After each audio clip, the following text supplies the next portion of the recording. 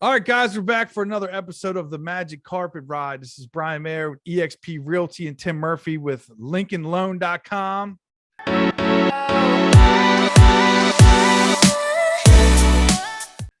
LinkLoan.com. I always think of Lincoln Logs, Tim.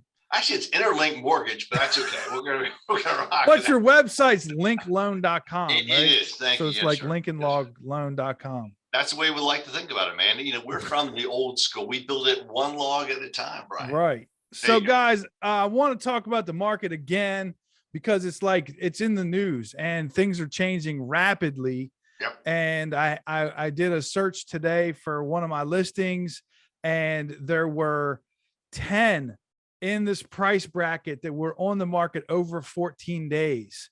And I told my clients, like, you need to consider that. Like, when we used to do this, you only had one other house that was like on the market, and it was always like in the process of getting offers and coming off the market.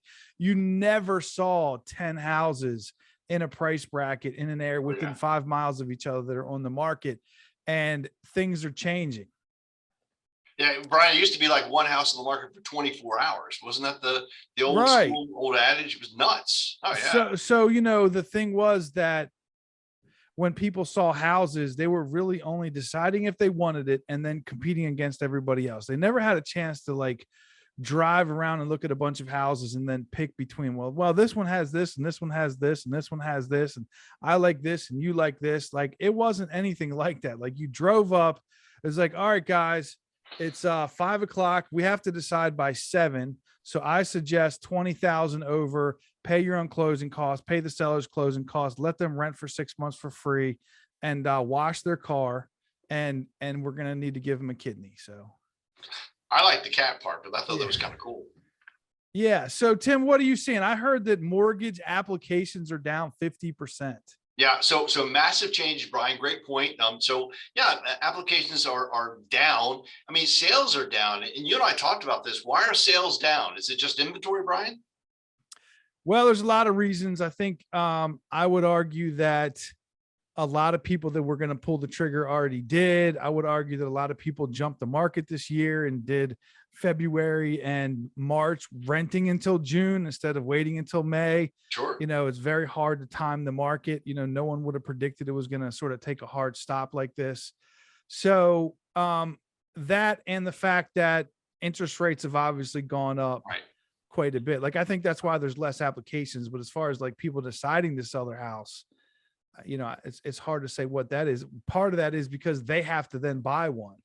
And where do they go? Right. I mean, that's the key. I mean, you talk about it. I've seen three things. I have clients that honestly, I qualified back in December and January, and they're saying, hey, my rate went from 2.75 to 5.5. So I've doubled my rate. My payment's going up dramatically. What I can afford has dropped dramatically. Inventory is down, and then they look at the price of gasoline and they balance it all out and say, you know what, maybe I'll just kind of hang tight for another year, or maybe the market's going to correct itself. Now, and we have people that like we talk to and they say, I'm going to go next year, and they always have like a little situation, and then you call them in the next year and you try to bring them on. I've already got 3 people in mind. There's no point even calling them because I know that like they're not going to want to get involved. They were having a hard time last year. There's zero chance they're going to want to get involved this year. Correct. So I think we're down to like the people that need to move. Well, I think it's need to move, number one. And then unfortunately, there's a lot of folks that are struggling. I mean, they look around, housing is going up. I don't care if it's rents going up or if the house is going up. I mean, they're trying to juggle it out, and they're looking at both sides of the coin, trying to figure out, what do I do? And they're, they hear the word correction. Brian, I don't see any kind of correction. I mean, quite frankly, the builders still can't build them fast enough. There is still demand. Maybe it's not, 10 people per house demand, right? But still 5. So, everybody says, when are we going to see the foreclosures or the short sales or this big correction? Guys, I don't think it's going to happen. I really don't. I mean, we might see more flexibility, more offers, more closing help, a little bit more flexibility. Maybe you don't have to wash the car. Price drops even.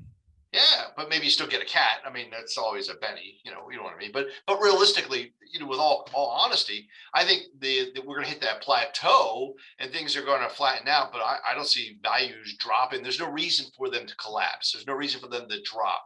We're not seeing this massive implosion from that standpoint. So honestly, I think waiting really doesn't benefit you. Also, as the elephant in the room is, where will interest rates be, come this fall, winter, Brian? I mean, the Feds have already said they're going to raise the short-term rates, the Fed funds rate, right? And a lot of times mortgages kind of just follow suit, if you will. So I just read an article last night, and I don't know what this means, but somebody said based on the notes from the Fed meetings. I don't know if somebody snagged the notes like they did the Supreme Court, or if that's like a term that they use to say, here's the notes of the meeting. But they said the Fed is going to raise rates higher than the market had anticipated. So Yeah. have you heard the same thing? I have. And so the Fed is very concerned about inflation. Okay. Inflation just means that the price of everything going up. And if you've been to the grocery store, dude, everything is going up. It really has. And but you got to deliver the product. You got to pay for the diesel, $6 a gallon or more.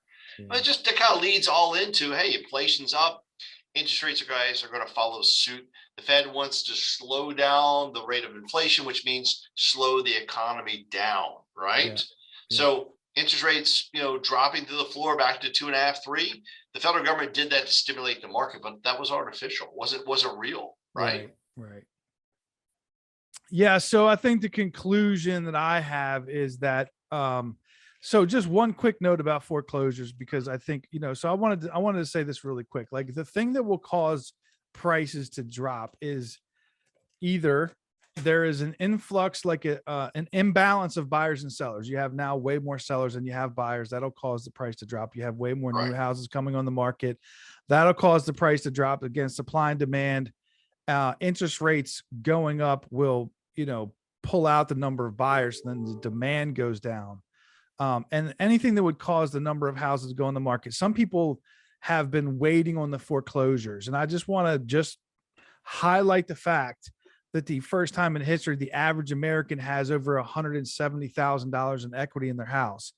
There's no reason for anybody to have a foreclosure, because if you are behind on your mortgage and you haven't paid your mortgage in 12 months and you're $30,000 behind, you're still so far ahead when it comes time to say there won't be foreclosures per se. The only people that would get a foreclosed on are ones that very recently bought their house, or they messed up their house so bad that it just won't sell. Like they just let it deteriorate. The roof's bad, something like that. Or they don't even want to sell it, whatever that is. So I don't think there'll be foreclosures.